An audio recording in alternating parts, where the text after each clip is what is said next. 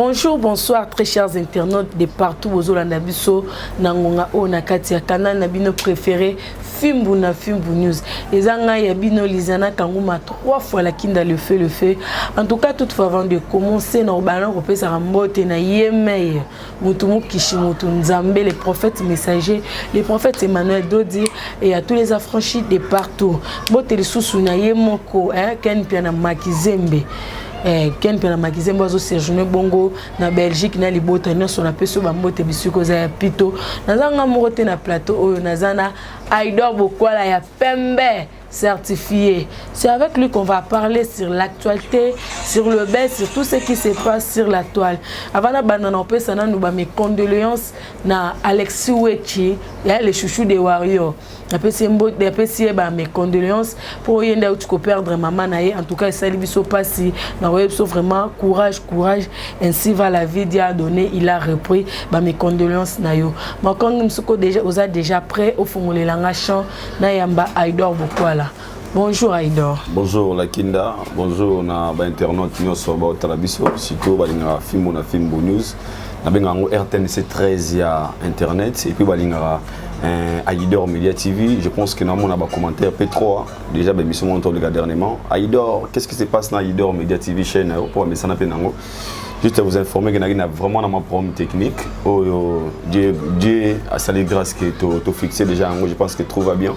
Bon, zong la rose notification na bino na Aïdor Media TV. Mais toutefois avant de commencer, je vais présenter ma sincère condoléances à mon frère et ami Bokila Lokondo, il faut que Alexis Wechi, tu peux être bon maman naé, paix à son âme, paix à l'âme de notre maman. Et m'a appelé Manakimia, Baba toujours Nzambe paix ça rappelle à Zouaga, surtout ba orphelin de père. Il y a Otiko Tika, maman Otiko Tika Bisso, vraiment courage à toi mon frère Nabi que nous sommes de cœur Nayo et le famille Mobimba. Et salutation spéciale comme ça au prophète Emmanuel Dodi et Mutumu Kishiye, vraiment Bisso va franchir. Tous allons et puis bon séjour comme d'hab à Kene Piana Makizembe. Plutôt pas les naviguer, monsieur formé très bientôt mon aide. Mon aide déjà. On peut nous présenter mes sincères condoléances à Augusto Navarros, les passeports rouges à perdre peu grand fan en tout cas. Il y a bien ami papouche. Je suis de Caire, mais le goût veillazara toujours en a peine. Directement sur Toko Bandana Bisso Aïdor Bokwala. Et là, dans l'émission, mon côté, si ce n'est pas hier, avant-hier, je pense aux arrêts qui n'a mon vieux Vincent Chilouz que j'ai sali. Mais par rapport à Badir Nayo, la Marambou et les cas qui n'a Côte d'Ivoire, il y a Serre Nabiso, Virginie Mangana, trouver qui beaucoup plus contre Balobi, c'est une dame, comment c'est fait qui nous a beaucoup plus parti pris à artiste Nabiso Fali Poupa. En fait, dans les Congolais, mais ça n'a pas été le roman. Les gens qui l'Arabie sur la Carabando, ne touchez pas mes ouins. Les gens l'engagement au lieu de Kaboula, la famille et Bénin ne touchez pas mes ouins. Mais touchez pas mes ouins, les gens qui pasteur, comment accès à Bimana, Bassia, Mabala, Nabanda, Kunabango. Ne touchez pas mes ouins, les gens qui pasteur, Loban, Batuke, Maman Nabino, Kabila, le roté. Ne touchez pas mes ouins, les gens qui pasteur, Moussouba, bêtise musu na ba niveau mo comme na Congo on nous a dit que ne touchez pas mes ouins donc on toucher ba monter pour baza ba sali nzambe. Les pasteurs ont fait beaucoup de choses à Mabé ba auto ba sali nzambe. Ma prophète ma pasteur ba sala marambe belé à Mabé ils ont détruit ba jeunesse ba sala marambe belé à Mabé ba teka ba drogue ba bimana basia ba tout ba pesa ba prédication le kuta ba pesa ba professeur le kuta ba kabola maramna na Congo mais là les toucher pas mes ouins na aussi mbaté poza musali nzambe selon le lo ba la biso ba congolais. Alors moi je me dis quand les gens me disent que bah comme oh yo vraiment un respect aux gens respect à la femme té aux gens aux part à la femme té biso ba pour na na uta pe anglophone biso ba ladies first. Et du fait là que moi c'est liboso. Alors moi ça n'a pas privilège na ça n'a pas respect na autant qu'une femme parce que être féminine et ça déjà va être mon faible en fait de nature. Bah mérite moi si comme moi là on a dit ce qu'on vient pas. Mais ma sœur tous on non et pas toi qui n'est pas et tous on est pas. Qui est une bonne femme parce que moi c'est pour se respecter. Moi c'est pour me tenir ici quand même moi si pour battre mon niveau au toucher au thé. ils ont on appelle ça des basala nzambe ya tant ne touchez pas mais ouais ils ont musala nzambe so sali acte mo on a mis sur ngana yo tout le monde a acte mo to koki ko sepela na yango te comme c'est un homme de Dieu on peut pas lui juger on peut pas lui comment dire il y a ses remarques parce que c'est loin de Dieu donc comme c'est une femme soit commettre acte mo boy o ils ont malamuté acte mo za dignité na miso bato ya dignité na société comme c'est une femme donc tout aura part na ye le go azara moi si OK moi ça beti maman na ngambata c'est une femme OK respectons la femme moi ça ya fingi ma salité na TV respectons la femme moi ça manquer ba respect na mibali respectons la femme moi si alors ça makambo za dignité d'une femme parce que il y a des femmes et des femmes. Les gens base musuba digne d'être des femmes. Donc moi si on se respecte la femme qui se met en valeur, il y a la place qui moi si. On peut comprendre. Alors une femme qui fait des choses on a tout le monde a mis sur ça normalité. Donc tu condamné, tu peux se torter, tu peux se faute parce que c'est une femme. Donc toujours à parnailler comme ça être féminine, à sali gaffe mort boisa normalité, tu peux essayer car raison boy. Moi je pense que il aura tout le monde na mutuna biso. À la base nous sommes des êtres humains. Le respect est réciproque. Avant qu'on te respecte, tu dois te respecter. Pour bâtir on est si comme robo la kinda, faut moro mitsa na sika wana. Pour muto banote garder kinda, bon ça soutient na yo mo faut la maman oza convenable, on est muto simba ya ngote. Normal. Alors comme la sœur, moi ça activement pour moi personnellement, na mona ki a ça qui gaffe moro à haut niveau. OK. Gaffe moro OK par rapport à ma valeur parce que ce qui est clair nous avons des gens ici à protéger dans ce pays Congo. Il y a des personnes à protéger par rapport à la réalité, par rapport aux exploits au Borsana Katsambo en Abisso. Il y a un moment où Moto a mérité honneur. Moto a mérité honneur dans Moto a mérité positivement. Il a mérité moi ici comme Roboui. Si le gouvernement est en place, on a des tant que Congolais, où on est fier de tous mes routines, tout ça, ici comme Roboui. Le temps où on a ce que nous avons valeur, parce que nous avons sur nos valeurs, même dans la culture, nous avons nos valeurs. Il faut qu'on ait des valeurs dans la musique et dans la culture congolaise. Ce sont les valeurs. Au devant un moment, les bandes on a des on a l'Afrique du Sud. Et je sais que il y a des fois les gens m'ont appelé au va Moka Fali Poupa. Parce que pour votre information, il y a des pays où Babi comme président la bisoté. Je m'appelle tu sais que David est bien monté. Non, il y a des pays où Babi comme président la bisoté mais à Royer par rapport à artiste Mboka Nabino. Ah, on va na Mboka ni Congolais. Ah, from country, Falis country to Kofi's country. Après si musiciens a eu référence. Donc ce sont nos ambassadeurs. Baza bato ba comment couper sa biso référence de la Libanda. Alors ce genre de personnes, il faut te protéger mango. Tant que bazan est vivant, il faut te payer ça mango et si gamin bazo mériter au moins de respect. Parce que là ça fait et ça la passe au monde. Namboka li bapaya, ba respecter mutuna bino, mais awa ba ko se respecter. Il ba que ni pas ce choix, mais ngalo ba le wana te. Faut que tu l'esprit comprendre que moto azo mériter moi bisika mo. De voir une dame, bien sûr c'est une dame, je lui dois du respect à la base parce que azan de quoi moi et puis c'est une maman. À part maman gono que connu en route. C'est une congolaise à la base. Pour tout le monde maman m'a fait la bêtise dans balabala, tout le monde a katim to ko la mère moi on a maman na impoli, a fait la salité boya c'est possible. La générique. On peut se valer. Un modèle en fait. Tu es une femme, tu dois aussi être modèle. C'est la référence qui est ah c'est que c'est vraiment c'est respectable. Ah c'est vraiment ça différent. Ça fait aussi l'honneur d'une femme en fait. Yo raté moi si bo sala makambo une femme au déjà elles ont reflété une femme, tu donnes l'image au sala pas image à keto, au pas image à tout ça. Au ça modèle test que ba doit la modèle na bango. So mutabon so na ko pese remarque dans la télévision pour les gens qui m'écrivent ou va commenter wana ngana mona bino boande bato boza bona complexe à Congo ya touché pas mais ouais. So ngana complexe wana te. Ngana o bala mutu direct. Une personne was en erreur ou bien que non aux en erreur. Au sali abuse ou bien que sali abuse. Donc on a moyen qui mutumo azo meka ko bebisa valeur na biso ya Congolais, ya Congo pardon. Une personne qui mérite tant de respect, une personne qui mérite d'être valorisée au moins na serment boy vraiment. Alors il y a bomara imaginer pourquoi parce que ces discours ils ont un avantage des artistes. Ils ont un avantage des artistes. Il y a beaucoup de prompté parce qu'elle n'a rien à perdre en fait. C'est artiste. Parce que beaucoup aujourd'hui, les gens qui ne connaissent pas peut-être le vrai artiste Fali, vont juger par rapport à l'acte. Ah, bêtiment, moi, c'est comme alors l'image que tu veux donner à l'artiste, c'est parmi les personnes où tout le monde a voir même dans la prestation. Tout le monde a taillé tout le monde mais il se passe pas dans ce qui m'a rabassi. Et tout le monde copie beaucoup de modèles moi concerné mon film à l'année la cima au monde à distance fi on laisse mon monde à longo la après ça image positive sur la femme surtout les banamboka mais tant que regarde mutu construit carrière ne moulai pour l'image possible de la femme jusqu'au yé oye na mo tenga sama ah abeta king bokele mai boye donc je vais détruire donc on ko image ya mutu na ndenge mo boye alors mutu bongo ce qu'on a sani lokola mutu na nga ba valeur mo na biso et je viendrai te dire la vérité que ma sœur tu étais allée très loin rien que la vérité ba bon le cabine bo za par ya boye bon moi témoin si déjà l'icône nango on appelle ça concernabi et ça distraction totale. Tu sais pourquoi distraction? Pourquoi? Déjà coup de son na yebaki nanga za pété en solango boité. Attends, je fais ça, je vais sur les magasins à la boue. Ton fait nanga béton goût cara. Pourquoi? Aujourd'hui tout le monde le sait. L'artiste que nous parlons Fally Ipupa, un album sur le marché, un album où on a récite total, un album où écoute l'album est belé mais yango ezo bêta, makasi ko le album maninga mususu. D'être sincère actuellement. OK. Siko la façon ya ko bomango zandengini. Ce qui artistiquement akoki yangote, ba utiliser ba canal nyonso pour na ko étouffer réussite sur album oyo. Ah oui! Kotonga na facilité na République démocratique du Congo.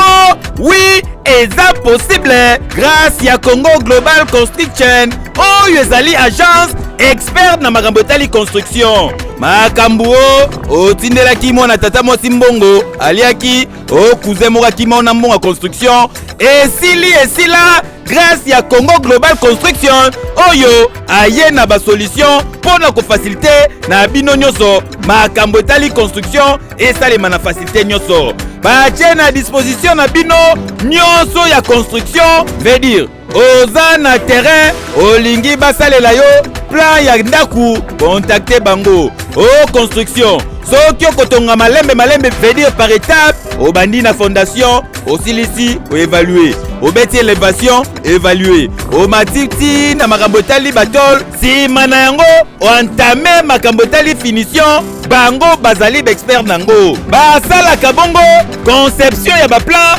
étude ya terrain étude topographique bazali pe kosala expertise na contre expertise bazali kosala projet devis plan P bazali pe kofinancer ozali na terrain na yo ozoluka ba partenaire pour ba financer bazali na ba partenaire s'il vous plaît basalaka plomberie électricité topographie plan d'assainissement et ba ville plan d'aménagement plan urbanistique ezali kobetama dada okoki kozala na Congo Brazzaville oza na mikili ya poto na Angola na Afrique nyonso contacter Congo Global Construction ezwami na Kinshasa na avenue de la Nation numéro 11 na Kinshasa Gombe na sima ya galerie présidentielle oza mobimba ekeyo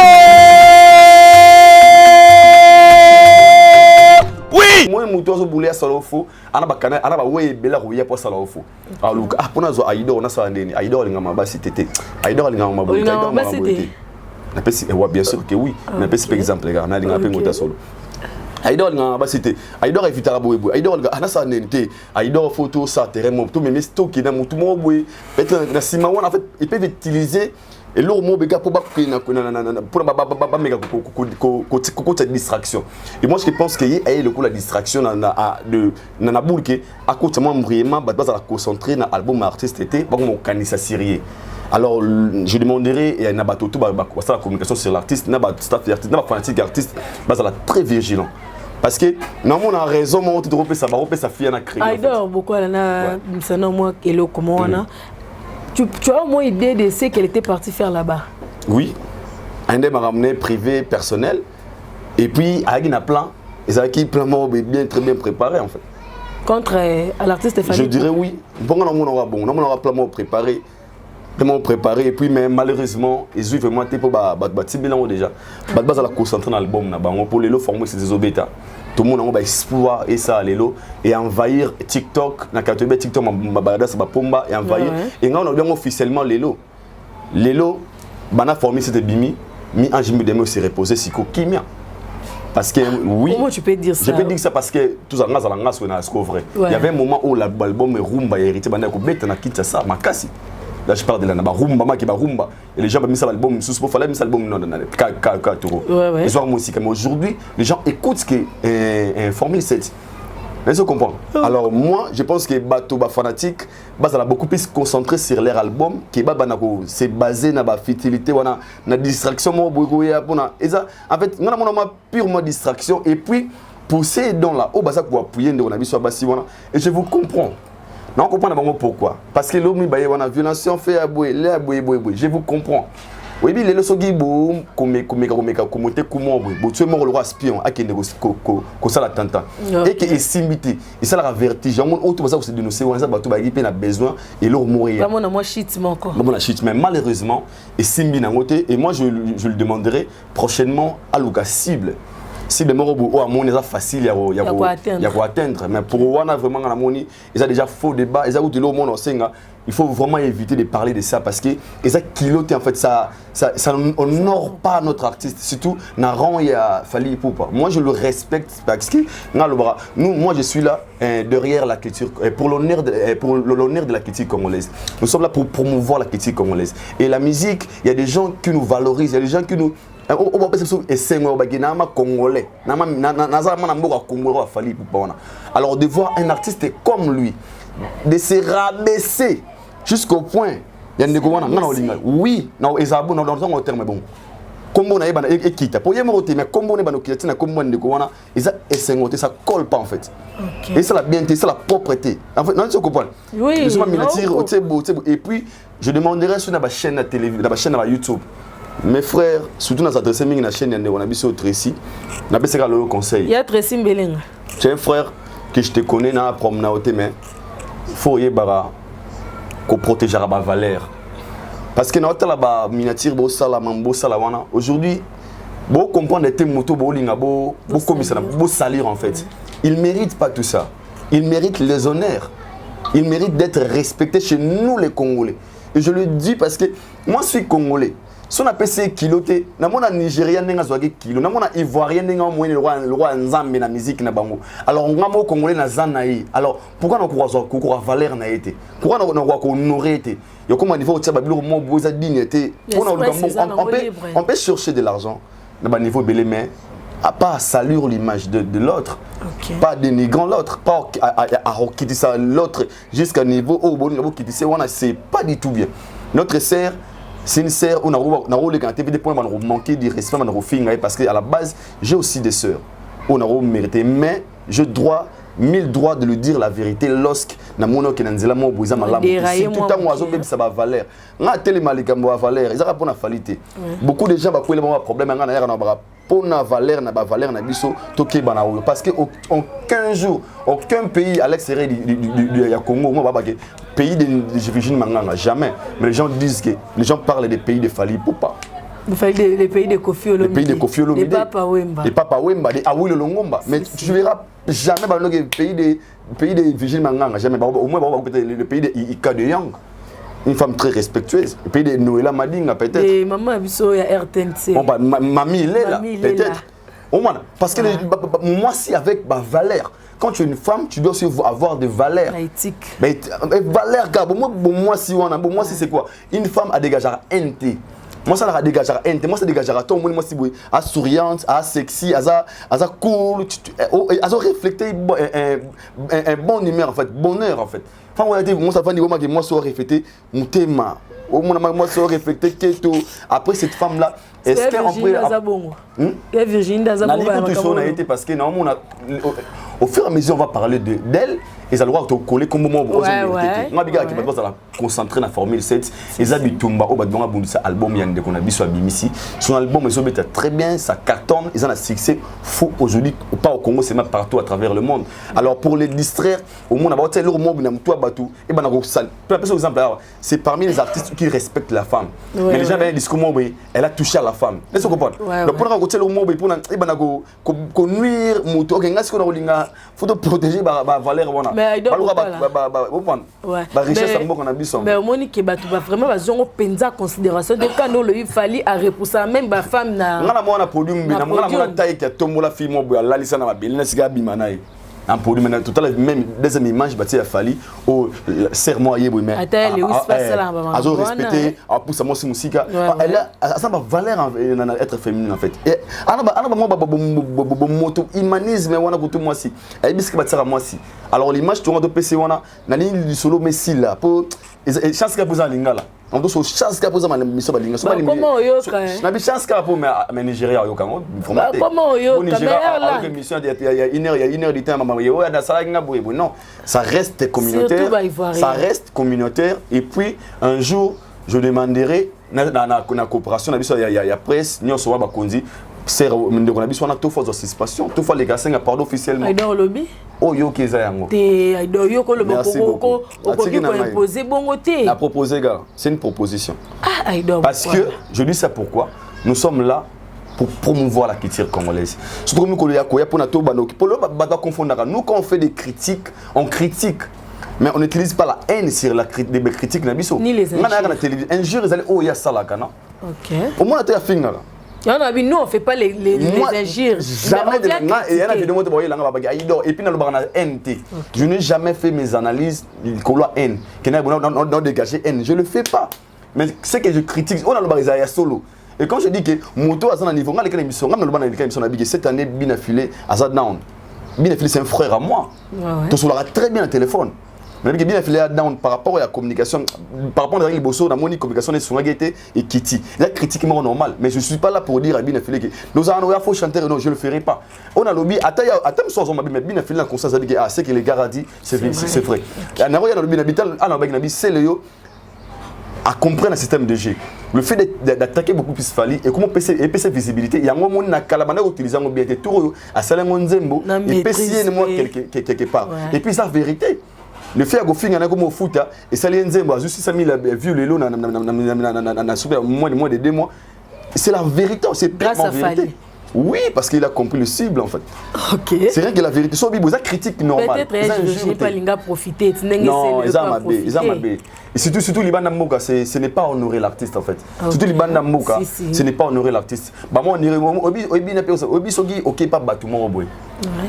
Au comme kuna boy ba respecter au fort. Eh, il dort au vanda boy.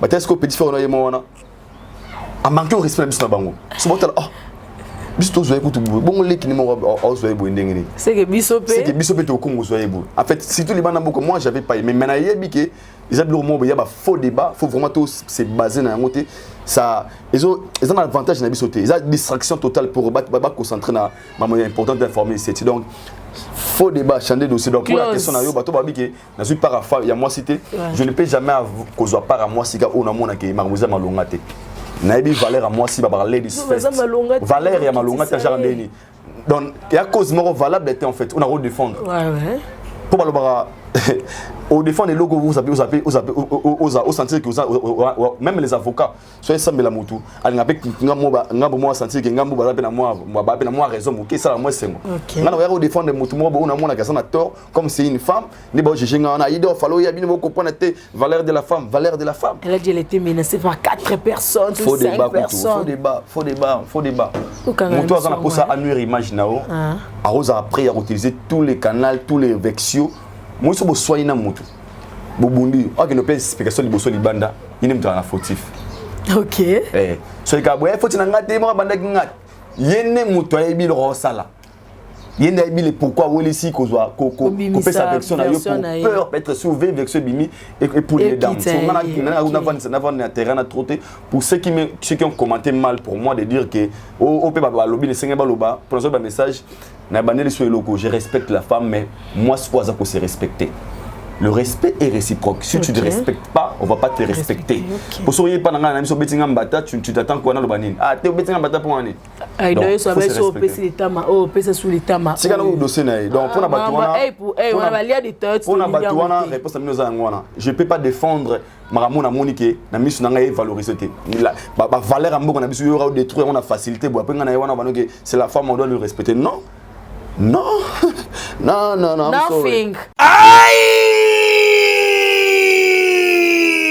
Bana poto, bana ya Paris, bana ya mokili mobimba. Restaurant chez Djonga. Hey yeah! Restaurant chez Djonga. Nouvelle formule. Oh yeye lisusu na makambo ya sika. C'est-à-dire que awa ba fandisa akei na niveau ya 2 fois T, surtout que bazali na ba service ya elengi. Awa soko koti, bazali na plus de 80 places assises. Mais côté ya Bilubu, enga ye awa bavandisa spécialité ya bilubu nyonso ezala africain to européen kasi mpona bacongolais fanda na oniepo awa okolia mpe okokata mosapi yo moto olingi osalisa fete ya anniversaire baptême mariage conférence to réunion moko boye yaka awa na restaurant chez Djonga oyo bafandisa masolo tu joli kitoko na service ya qualité mpona bilubu elambamaka awa yo moto olingi osala emporter ndenge osali commande kaka sikoyo balambeli yo mbala moko pe ozwi yango oza mobimba. Restaurant chez Djonga ezofongwama tous les jours du lundi au dimanche 7 jours sur 7 à partir ya 8h ngingo oza mobimba. Oyo adresse na yango ezwami na 4e rue François Villon 94 230 Cachan. Pona bato oyo bolingi bosala commande to réservation okoki kobenga na numéro ya téléphone oyo. Alolo. Oui, frère, Babi Djonga. Futur. Hein? Nous te reçons la 50 boîtes. C'est Djonga. Restaurant chez Djonga yango nde fandisi bilubutu awa na kati ya Paris pe na mokili mobimba eyokani.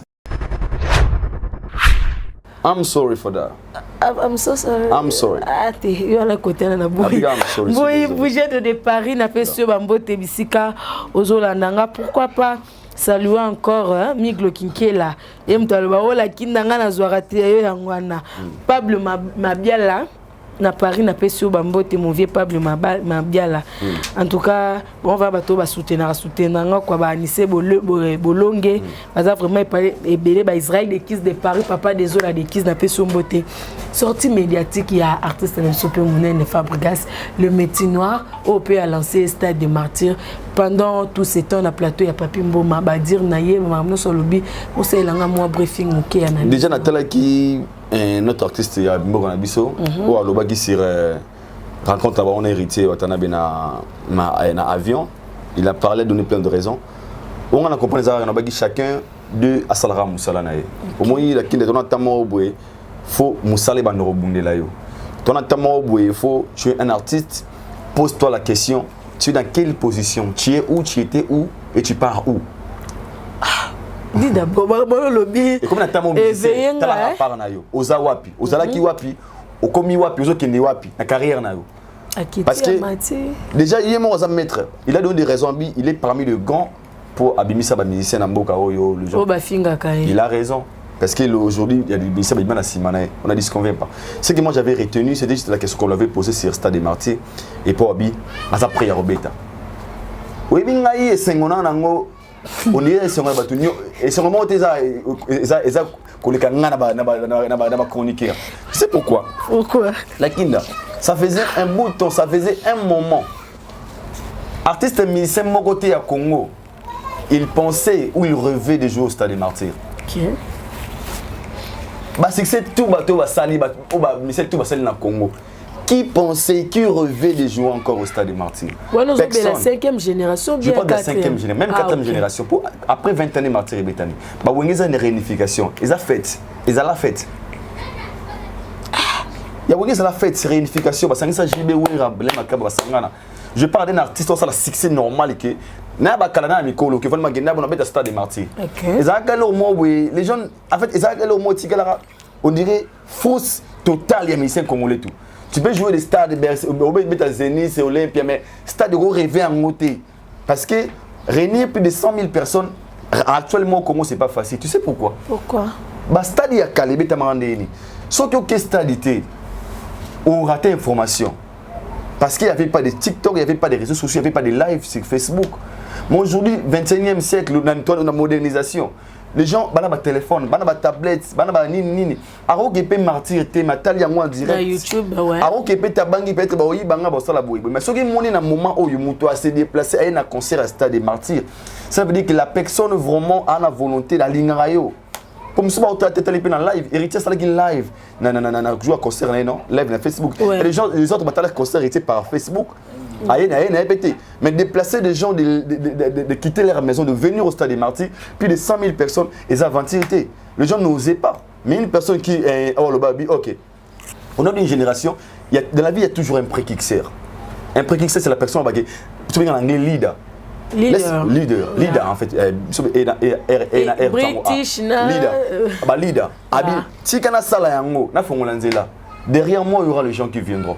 Donc j'ai l'obligation de réussir ce que je fais pour encourager les autres qui viendront après moi. La personne a été Moutou Abi, non, je dois. Et puis dans l'émission Abi, au nom d'une génération, nous allons retourner.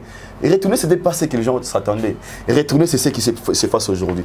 Tout le monde maintenant commence à oser. Un Fab Gas qui te dit qu'il habite à Stade des Martyrs, c'est qu'il fallait retourner à Stade des Martyrs. Au nom d'une génération. Ah, il doit beaucoup là. Ah, il y a une image que Fab Gas habite à Stade des Martyrs.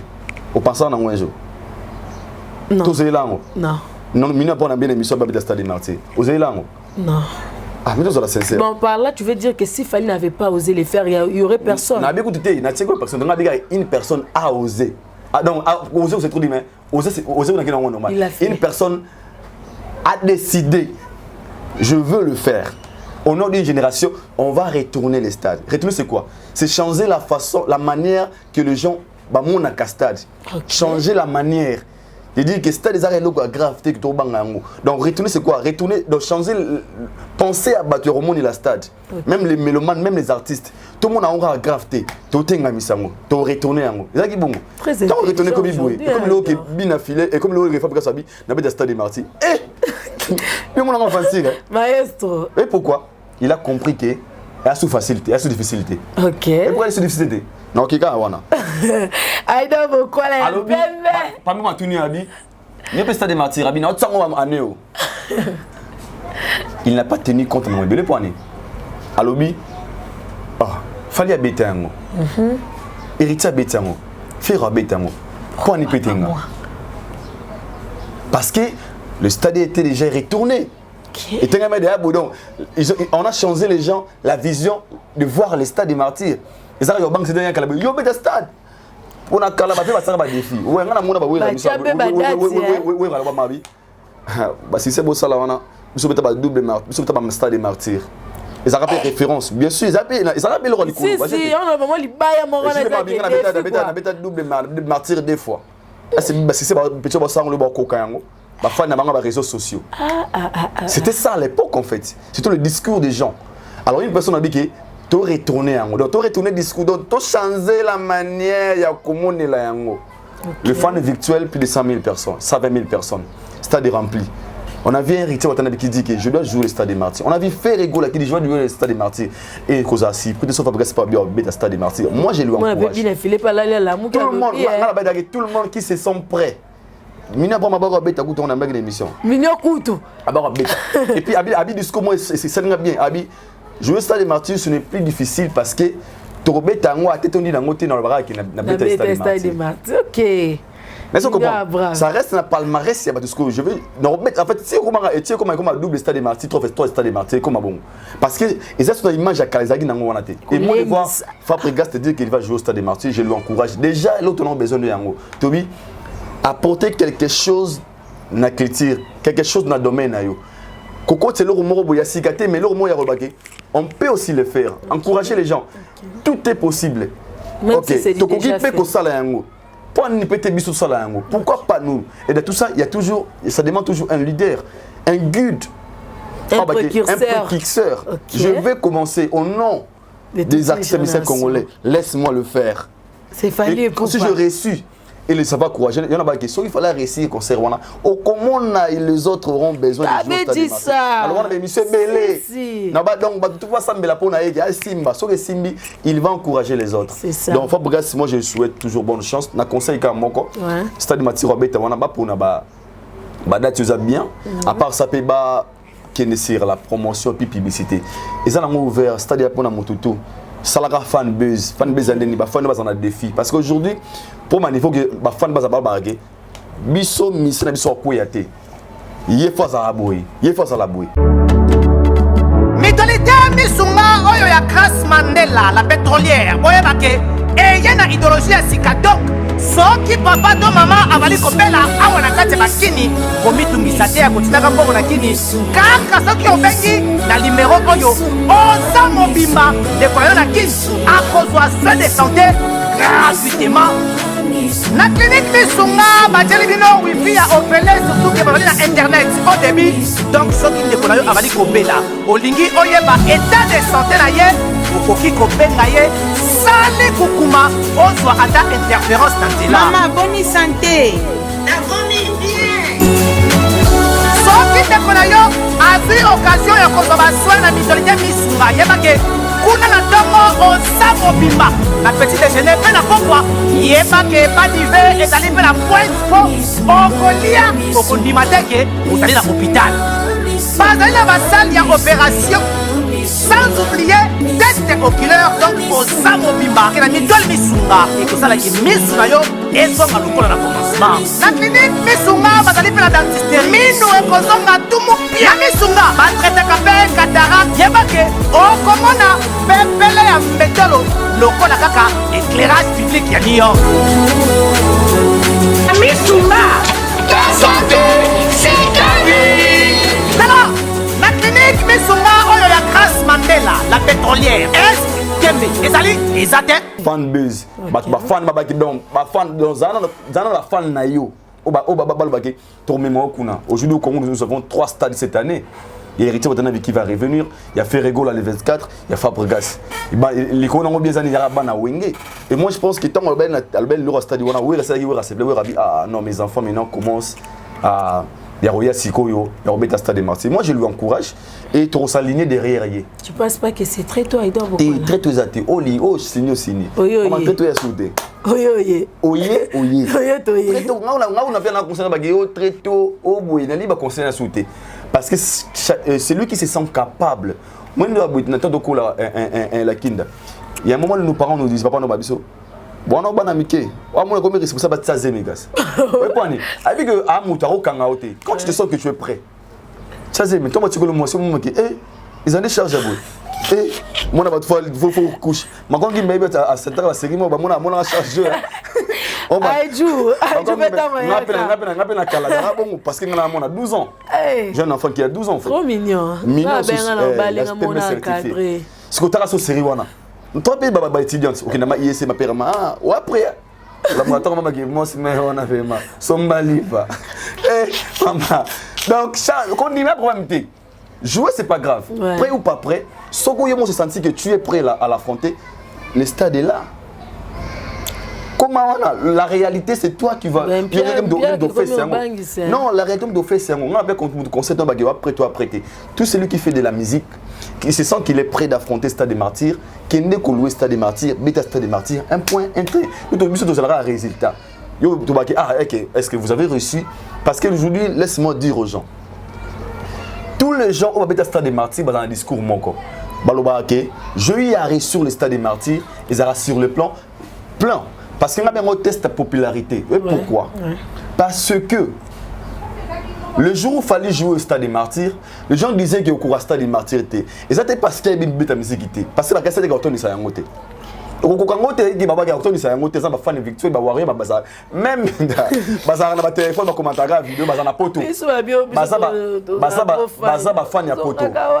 Baba fan ya poto en fait non que pour c'est plan en fait. Baba fan ya poto. Mais ce jour-là, il a prouvé le contraire aux gens. Donc pour lui, il a réussi parce que c'était ça le défi. Et pour Héritier Watanabe? Oui, Héritier aussi à l'oignon parce que lui, il s'est dit, il a album, comment dirais-je, un concert à bêtis son bien, musique bien. Malheureusement, il n'a pas eu à remplir le Stade des Martyrs. Lui, c'est ça. Ouais, il y a mon osé à malam. C'est ça. Mais est-ce qu'on peut faire vous gars ça le bac qui t'embende bon misi bateau. Wana omoni lelo. La kinda. Na faut la parenthèse au lelo peut-être pas besoin faut mais vous permettre ngala lubango. Vas-y. La kinda ngala dans la vie ils alika mba moyen. OK. Mais tout ça la boyer.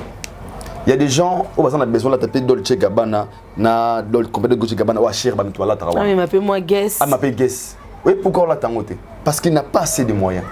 Donc soit la tine boy pour naïe, il se sent suffisant et coquille pour naïe. Mais sous cinéma ya katezali à la Dolce Gabbana. Là, tu veux dire quoi? Je veux dire beaucoup. Beaucoup de gens qui font des organisations belé. Ceux qui ont atteindre sommet dans ma capacité, ils peuvent se contenter na o azui na minute wana. OK. Et ça me sous quoi pour ça le Dolce Gabbana, OK, moi sommes Dolce Gabbana. À la tamba pour mbongo ne yango wana. il a ce niveau en fait il y a ressemble les là de Tchegabana fort na c'est na oh tu vas se battre dans le Tchegabana ma belle shot na pe asikala bandolo ba ta kabela ngalité makengo grand prêtre mon vieux après ma Dolce Gabbana merci à toi liké makengo ma voiture bien pesa kaye après ma Dolce Gabbana tikilanga donc tile moi on attend moi trop fona mission commenter nga yo peka relamba wa tikomba ma da kusungo na tikomba na koto valise na linga de Dolce Gabbana mini en fait yamoni na le bango trop beau tu vois alors ni moi na plein là nous soit sa capacité à remplir stade par rapport à niveau c'est ça avec des pampa ça me souffrait il peut pas atteindre 16 niveaux au très haut il se contente na oazu wana tu vois donc on est mon stade de martyr c'est lui qui se sent prêt donc pour la question là moi je pense que Fabregas on a retenu mes gars stade de martyr et choquant c'est que Joe vraiment à la langage tu as retourné et ça donné ça motivé toute une génération tout mon stade de martyr sinon en général dans son émission alors bah ici on a beaucoup de détails baranki na bango troté parler par rapport à héritier ku bakuta na kiboye boye mais on a vendu gars sur on a mon avis positif mais ba ki mutata la kaye na TV aloba soka moni na TV azapa kaite comment se fait-il à moni en face moi c'est pour la question na mona Wenge dans 12 et les 12 là ça fait peur même eux-mêmes les artistes de Wenge qui pensaient que Bill qui rose à touche pas peut-être Bill avait une bonne intention il y a qui était n'a pas senti qu'on a monté mais le roi Wenge 12 les 12 là où ça n'a pas mis c'est faut cara faut bêter faut ça la boue et héritier vous avez banga épée peut-être vous comme là peut-être pour répondre Fabregas bon vous avez dans la fou ça dit est-ce que mon tour ni mamote nanga mais tout ça et le moment là le Wenge nous a pas aidé l'esprit Wenge nous a pas aidé dans l'esprit Wenge là ça dit que faut boya maman ya malonga faut bouder faut nimater il faut le remonter et likonango et sorti quelqu'un esprit Wenge tu vas voir que aucun n'est vraiment musique à trotter parce que et tika et le moment moi qui t'ai moi boya arrête Yokelanga eloko ayo restaurant business class VIP Bruxelles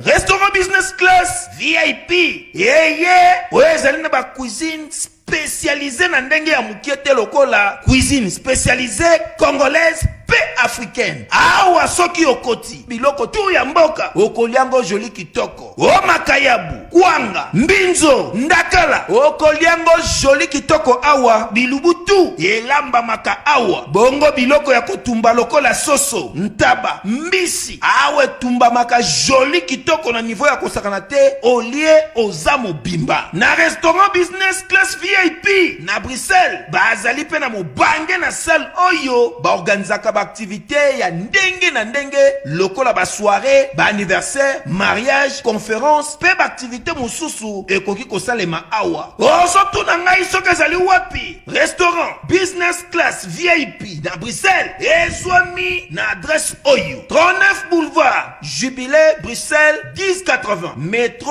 Ribuku l'une de P6 30 51 arrêt Jubilé. Awa na restaurant business class VIP na Bruxelles. Yango nde nzambe ya babilubu o Italie ba congolais pe ba africain. C'est naturel. Gardez bandi na yo toujours. Placide et Bio, le patron de business class. Bill Keaton a 12 et pas à Serge. Il y a un esprit Wenge. Bill Ozaïsora Bois qui a tiqué Serge. Dans l'esprit Wenge. En général, Fabregas félicitations à toi et courage. Vraiment. Et puis il y a un stade de Belé et Toria wana tout ça. So bengi biso Toria. Toria na biso. Tout ça na so mutaba tout tene bo comme obike ba bengi nga balobi no bo pesi position. Na nga pe na pesi position. Ba tumsu bazolo ba otangu nga soki muta nazo telemela makambu ya fali. Kaka bino mosusu batumsu ngai muta fali. Na ebite biso to sala ra musala to so parti prité quoi. On est église au milieu du village.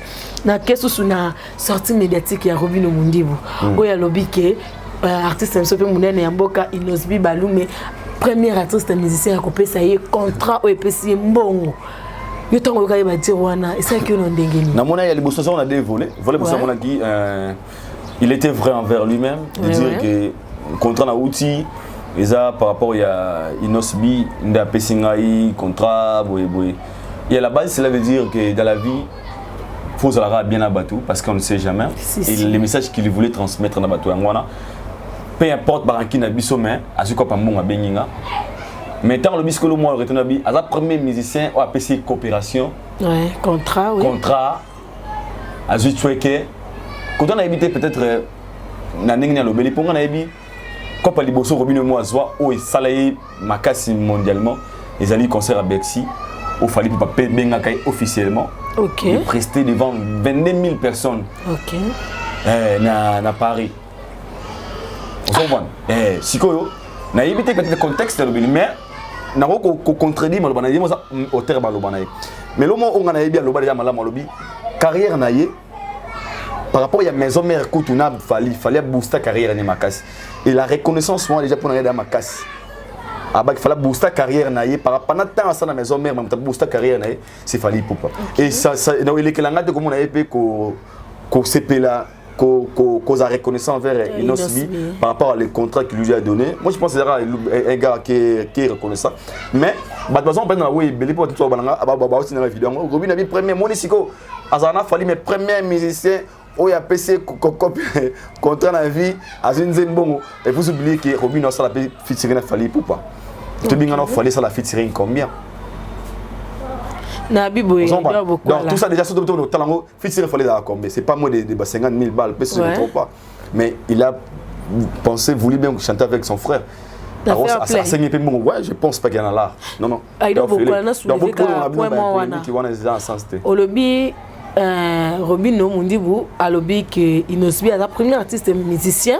Oh, il y a un contrat en bongo. Ce que je soulever moi le lobby que toyebi que fallait pour prendre à bengaye na Bercy ou à prestal. Est-ce que ça qui a été na compte quand il y a pire vient petit azulane angola il y a binga so na ma voye benabi selon se dire tant que contrat peut-être contrat qui ba bengi c'est un producteur mora beta concert peut-être je ne sais pas par rapport à lobby mais ngas qu'on a dans anglais sous on nenge batu ba na pour batu ba na polémique ai do monisiko o de babula nenga na comment na éviter ai do monisiko Robin lobby bo pesa ko assistance na bino bongo bo pesa ko tata ino sa pesa contrat yanga na talisi batu wana Robin a été présenté officiellement la première partie à concert à Bercy aux arrêts à musiciens tout fallait passer chance wana liko nango tout le monde a bon ça la featuring avec un artiste qui booster carrière naie positivement au côté que peut-être partout à travers le monde et tout ça je pense que ils ont un niveau moi maintenant caché à Zui est-ce que vous comprenez alors tout c'est confusion peut-être il y a le binega par rapport il y a moni gratitude envers son frère mais tout une forme surtout une forme de comparaison et ça la bien été parce que vous comprenez que le bienfait ça les coteaux ils a peut-être un peu trop fort que au azabiko coteau mais il est juste il y a aucun sur un terrain polémique ngabina bateau bazolo bawana so ba kenango bongo ils ont mabé batika de quoi dans le discours na moko inosbi a payé contrat a quelque chose à l'obité que na TV il fallait ça langue le côté non il n'a bien pas dit ça tu habites que Michel Congo ça langue le côté que Michel Liboso à Congo après ça na cop Nazola, il connaît des raisons pourquoi c'est qu'il lui a poussé de dire ça. À moi, peut-être il fallait que il nango azwa ki na yembe ezaki copité ezaki eta que pire vient na quoi. Voilà ce que moi ça auteur il y a propos je pense qu'il est mieux placé d'expliquer tout ça les jours où on a question. Oui ça la bien jour yambe. Sur la lobby la part na un sou na ozala na déformer un discours propos na et ça peut être méchant à l'égard na. D'accord. Aïda pourquoi la PMV certifié et là peut être la ngota makasi. Oui, va ça la plaisir quoi. Ya vali. Ya vali à l'obate on t'a besoin d'aller dans Wezika. Tout le monde artiste nigérien Wizkid a été Ndembo Fali 2 fois sur Instagram Mayday.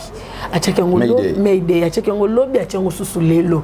Comment le bon Mayday tina niveau wana et que tu Nigeria, tu pas Wizkid. Déjà ngai na retrouvant normal, na bana bandelia. Déjà l'album a été très bien réalisé. Et l'icône nango Wizkid c'est un anglophone, Mayday est en anglais. Ils sont en anglais, ils ont Oseko, ils ont SOS, Mayday. Déjà, l'anglophone a eu des titres on a Mayday. Vous avez Wizkid a souffert et le monde a mis sur le vous avez le dérangé à moto. Déjà, la musique est là de combiner les sons d'une manière agréable ou désagréable à l'oreille. Bazem so ba Nigeria to yemba awa. Dumi. Mais toi, tu pas fallu na aussi. Ngana royer bango salanga Dumi. OK. Dumi aduyu. T'es titre là Dumi. Dumi. T'es na Saloni Naidor. Yo tu n'as pas exemple. Aidor salanga ni. Ba mbangwa Dumi kuduyu. Ba bate. Mais salo. T'es c'est maman. C'est ça bon salanga na saloti. O salanga ni Naidor. Donc déjà rien que la mélodie ton lingango. OK. Et pourquoi pas aussi bango babatu. Pour moi bana ya bine lingala te mélodie sana. Mama depuis muté ba depuis muté bana ba. Pour ce anglophone ce qu'on na oui moi oui.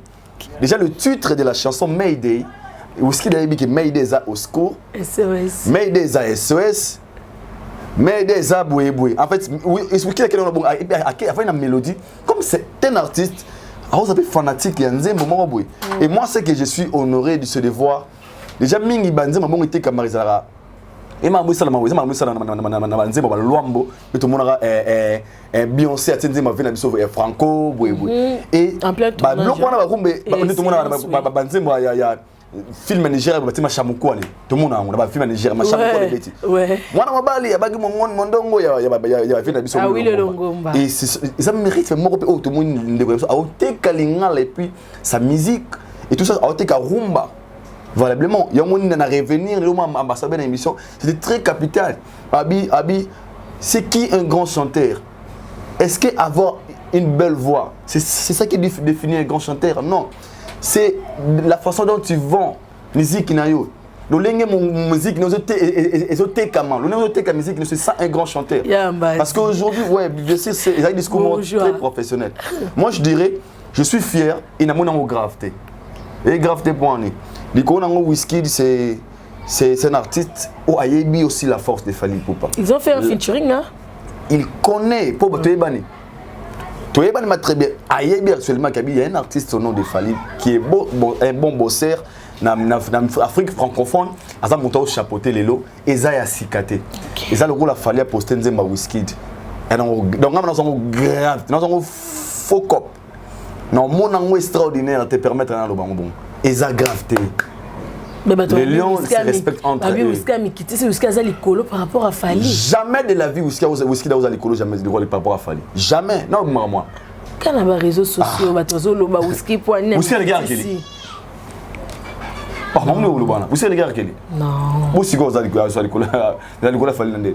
Ndeko ya Congo yokelanga eloko oyo société Basel oyo elingi koloba bacha service de luxe et yelibino spécial promo nettoyage na $75 ya pamba pe ya bourre na niveau ya 2 fois te yo moto zali na appartement bureau salle de fête salle de sport restaurant église école supermarché boutique magasin hôtel ezala ndaku na yo société Basel service bakosala ba service nettoyage, désinfection, désinsectisation. Ongai awa bangungeleki to bampese babota mingulu yeba ke ba produit ba kosala awa eko boma yango nyonso. Désinfection pour la COVID-19, dératisation. C'est-à-dire que awa bampuku babota maneti bazana kati ya zamba bazali na kisi o bakotiela bango bapuku bakokufa bango mongo désodorisation. Koto solo eleki ata balobeke bimpuka moko ezali kotoyo yeba ke solo ya parfum bakotia awa eko boma ba solo wana nyonso ata mutu akufa oyo akutu te. Adresse ezaka kase moko ezwami awa na ville province ya Kinshasa na quartier Kwenge 1 numéro 11/B na commune Matete. Topoko ko benga bango na ba numéro ya téléphone o bozali komona awa na société Basel chez Papi Bacha l'homme de luxe bango likambo ya bopeto ezali nde spécialité na bango. Non, c'est trop fort. Ba supporter bagangi. Bon fallait le coller RK. Tu t'as envie que vous savez qui ici. Parce que un grand artiste le roi Arkeli a habité chair de poule. Vous savez Arkeli Arkeli. Et nous montons que vous savez Arkeli Fally, il fait allusion en quoi en fait? Par rapport à l'anglais hein. Anglais c'est quoi? C'est la langue. Moi trafic et anglais. Jamais même Wizkid tu es en Afrique francophone, ton Afrique anglophone. Chacun des batés camarades na bango. Wizkid c'est un grand Toboyate. La musique Afrique, il est fort. Ayebi pe que Fally c'est fort. Kobaki aleki aza grand, miso bine bongo za choqué. Bosco pisco yorobani. A pisco ba mike. Flavor muke. David amuke. Burna Boy amuke. artiste mboka. Moi t'es dans Marambo non artiste mboka. Donc Wizkid c'est un artiste. Artiste mboka. Donc Wizkid c'est un artiste. Oyo, Azam Moutou, il peut aussi avoir ses préférences. Ouais. Déjà, mais des chansons aux préférées dans la déjà, au français, au lingala, au espagnol. Rien que par le rythme, et qu'on séduit Rio. Ils ont un mawa mélancolique, au malobate, au mawa, et Wizkid, ça les gars sont allés à poster. Au moins, il y a la moyenne. Les anglophones sont des vrais en fait. Ouais. Et les vrais. Bakangaka sentimenté. Tous les anglophones dans le monde. Bakangaka sentimenté. Wa moni, c'est la fois que you look nice. You're handsome. You are beautiful. Bien habillé. C'est un interprétateur pour internet sur Répondez. Parce que à mon il est au moins au Canada, oiseau ressentir en fait. Comme les messieurs. Beaucoup de messieurs à Congo pe aboka ba guya bilengi ya Wizkid ayoka. Mais bon ba ko bimisa. Aïda. Voilà le artiste d'amour. Te kunanga sonanga on m'a dit na polémique. Da tout ni ka ozo belanani, ozo le belanani. Oui, les anglophones sont des vrais. Et Wizkid c'est un anglophone. Et là où s'appelle nango c'est sans que Aro s'exprime sentiment na à se manifester sans son gravité parce que non mon Wizkid le roi mutu le roi missin tout en fait. Non mon extraordinaire té le nom de Wizkid a posté nzembo boy. Non mon nango bongote. Non mon gars normal. C'est pas vrai qu'on a sentiment. Bah on va sentiment mais qu'on poster tâté. Bah on va mettre dans la douche. Donc na félicité gars indépendant te gagner na biso et puis à ça les choix ne peut pas na biso ba tout balinga nzembo na pe MLD. Donc aussi à ça les gars soit moko na ba congolais. Il y a l'engago la formule 7 et puis à poster qui ni na artiste. En fait là mon les anglophones nga masoma ba soma tout anglophone ni mangabeli la raté. Les amis qui musiciens en essayant aux amis musiciens musiciens na bango. Bah Wizkid on va poster entre eux. Wizkid a posté la vidéo. Wizkid a ça la concert na abi il mis de silence pour tout pays ça ba light. Tout pays ça mine pour na Davido. Ay ben nzembo Davido na plein concert na. Bah ça vrai en fait. Bah ça ba hypocrite. Wizkid a posté un congratulations my brother and Buna boy. Bah ça vrai. On comprend. En fait tout le monde est en danger pour les Congolais parce que ton message na moi hypocrisie. Tu vois une personne qui a linga logo yo mais après il a se manifester. Il a dit ah t'es et là ils bien. Bon on a OK posté le mot dans notre naté il a oh félicitations pour la nzembo. Mais on met ça bien. On ça ne monte. On comprend. Non mais c'est le Congo à la base mais sinon no once again thank you so much Wizkid for the support pour the support. Pour déjà que poster le Wizkid a 13 millions de followers na Instagram.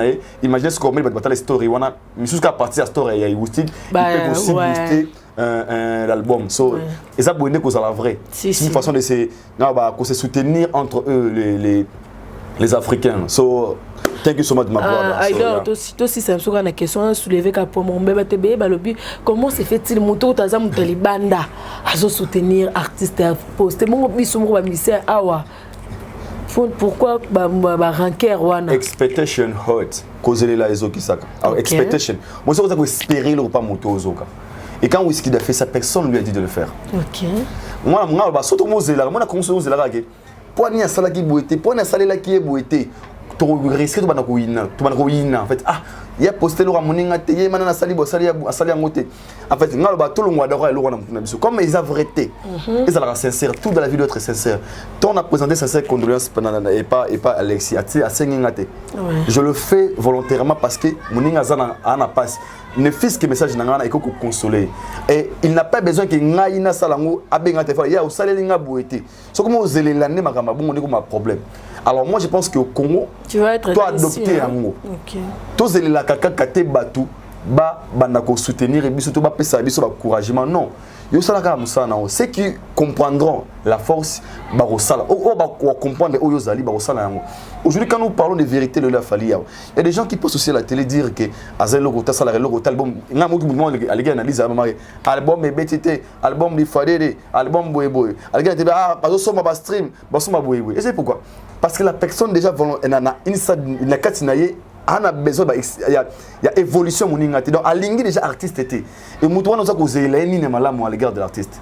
Alors bato ba salango volontairement ce sont des gens qui comprennent sa force parce que mutu ya bongo ana force OK tout ça n'est to bana loba o ya zali donc nga mona rozago kongola sala boye là c'est tu as un faux débat. Tu as un expérable, nous sommes important, nous sommes derrière la vérité. Dans 2023, nos artistes, ce qu'ils doivent comprendre, travailler, dire, bosser dans un challenge entre yo et yo.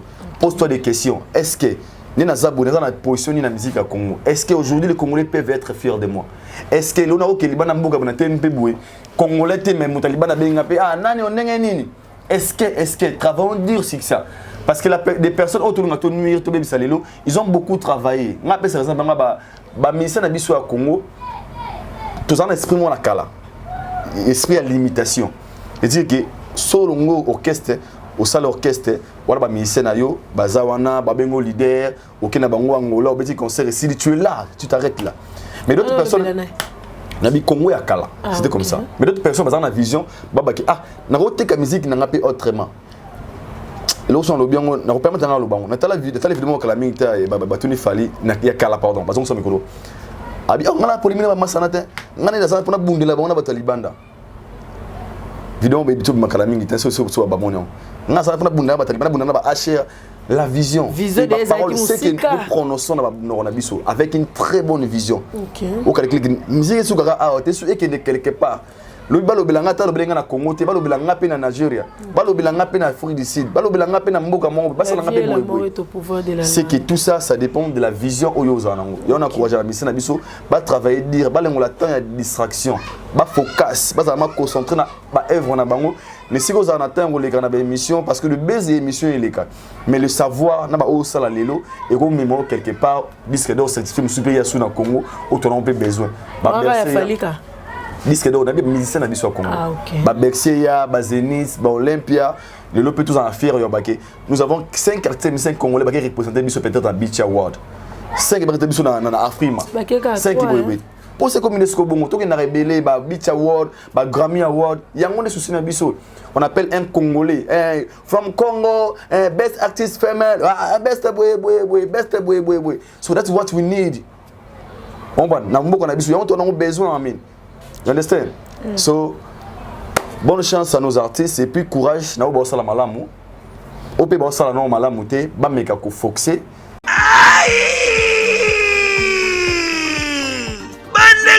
Bolingo, Yokelanga Eloko Oyo, KLP Distribution, chez Luc Koulapa. Yeah! Société KLP Distribution, ils spécialisés dans la distribution de boissons alcooliques, locola, whisky, champagne, vin, PMI Soussou, Bazali Koteka, boissons non alcoolisées, locola, coca, fanta, Ozamo Bimba.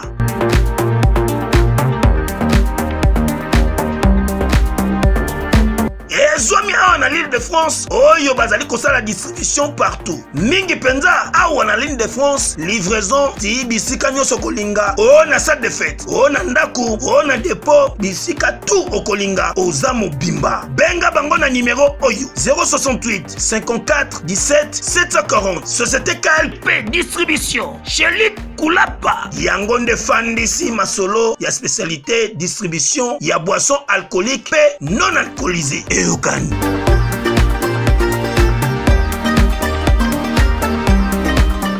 Et cette année, des faits à la gare, que Tobetara Bastad, ce n'est pas aussi mauvais. Mais avoir aussi une très bonne vision de vendre notre culture à l'extérieur, de vendre sa musique à l'extérieur, c'est plus mieux que le stade.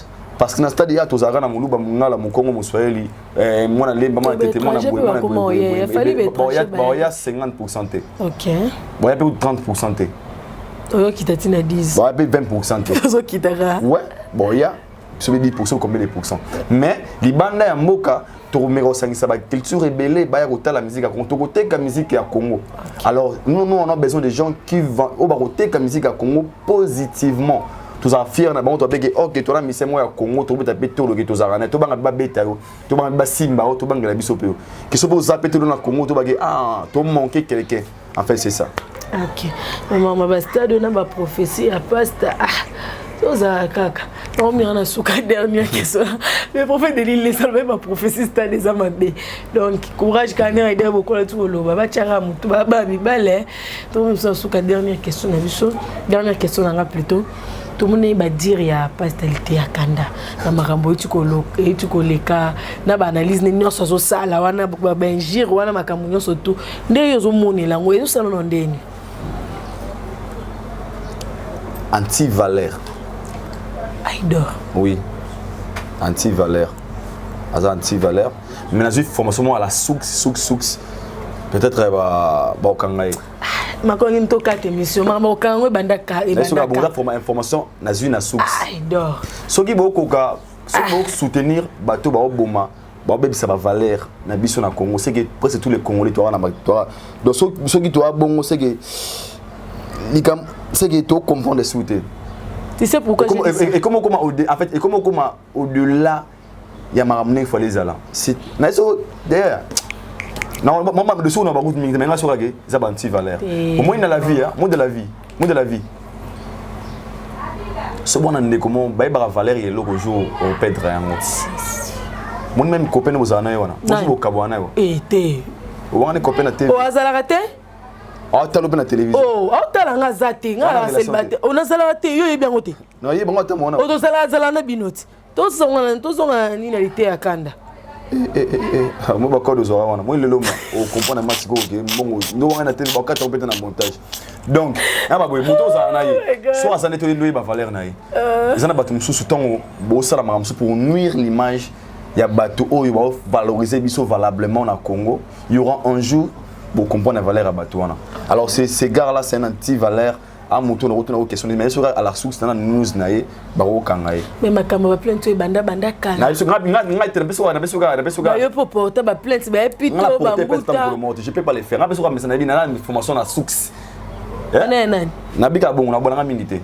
Parce que na vie trop mal soutenir ba anti-valeur et ça fait trop mal. Ouais.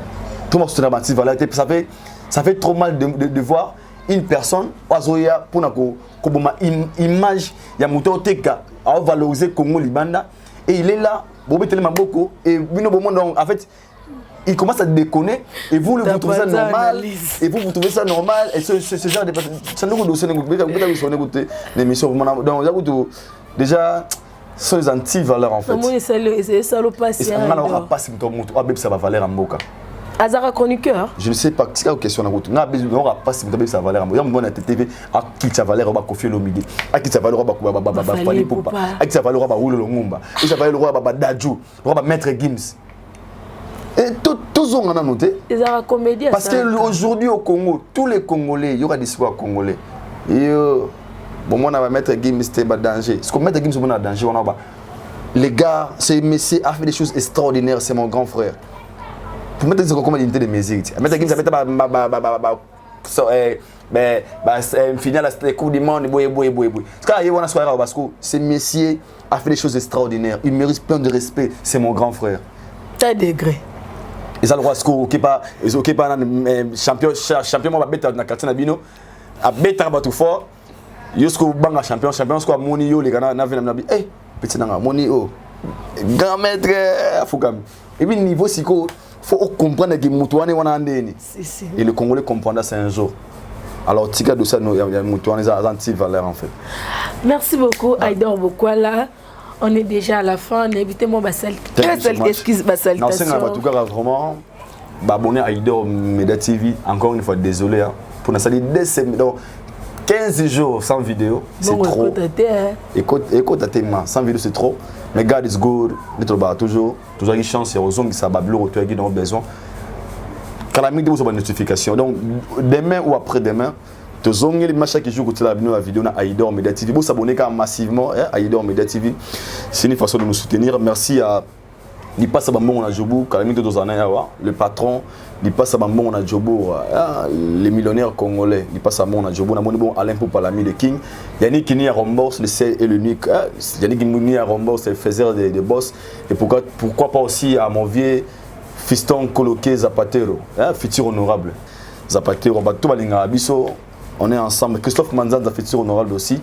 Et pourquoi pas ma sœur Nadège Bokwala, on a un sponsor à faire sœur Nadège. Sponsor on a comme on a Pitun Zolani Baku. Moi PDG Pitun Zolani Baku. OK. Sponsor officiel G6 Partner. Et puis à moi c'est APDG avant ça c'est moi ko liaka mo Aïdor yo betanga ba 12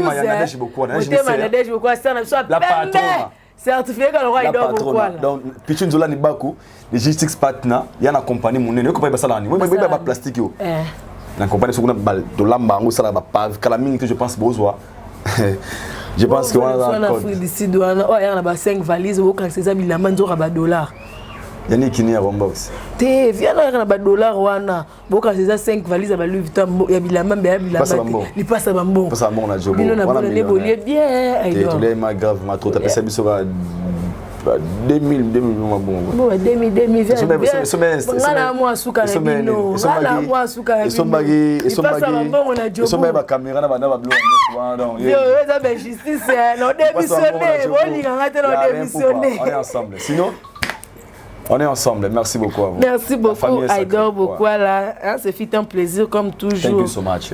Des Olivier Netasi n'a pas su beauté. Pourquoi pas saluer honorable camionnette n'assisté. Didier Mané nous peut n'a pas su beauté. Cédric Mboukou n'a pas su gros bisous sur Facebook Lisiana Kangouma, sur Instagram Lisiana Kangouma, sur TikTok Lakinda 47. Merci beaucoup à mon grand frère. Assistance Yaya Valdi Tambo, le directeur de Fimbu na Fimbu. C'était Macron Gim derrière la caméra. On se dit au revoir.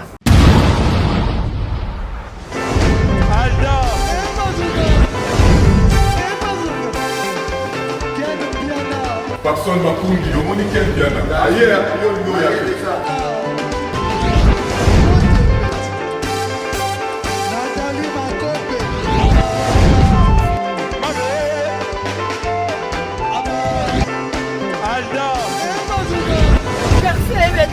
il y a un bateau là qui est en haut, donc il m'a envoyé que le bien.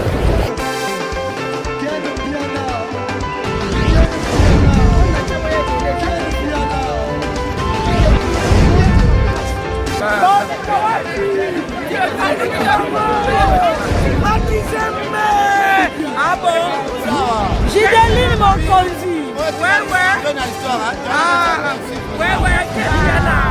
This is London. This is London City.